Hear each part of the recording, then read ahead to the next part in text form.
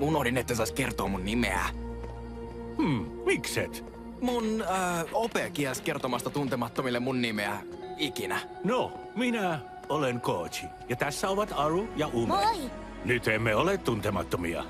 Voimmeko auttaa? No, mä tarttisin ruokaa ja ehkä vettäkin. Teen totta kai töitä niiden eteen. Tarvitteko apua jossain hommassa? Osaan kastella kasveja, viikata pyykit, tehdä piiraita, mitä vaan. No, mietitään sitä myöhemmin.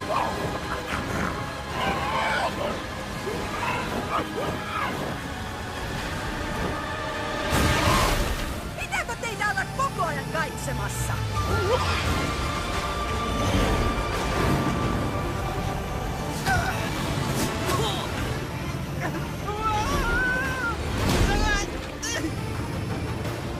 Wildfire! Onpa erityisen kiva nähdä sut! Erin! Miten sä oot siinä? Etkö ole omia? Mä en päässyt hyvästelemään niitä.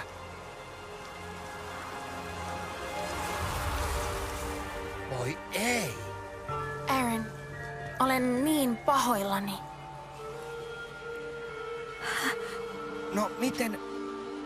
Tai siis, mitä tapahtui? No yhdistyminen!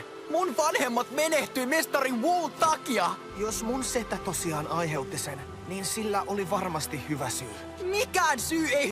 En mitään.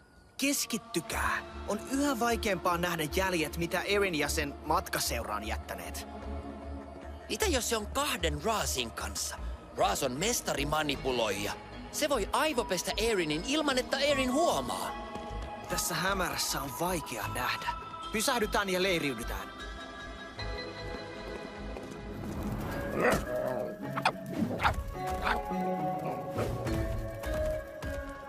Tiesit, että intosi opiskeluun palvelee hienosti Imperiumia.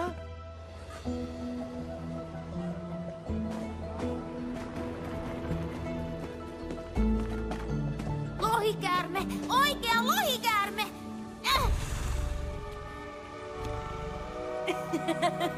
Oi, olet suloinen. Mikä sen nimi on? Kohde 152-9a, mutta osa labrahenkilöistä on antanut sille nimen Loistavaa. Mutta ensin selvennän, että ihmisten toimittaminen on paljon kalliimpaa kuin tavaran toimitus. Riittääkö sun massit? Älä anna ulkonäön pettää. Minulla kyllä riittää varoja. Kuka on kohde?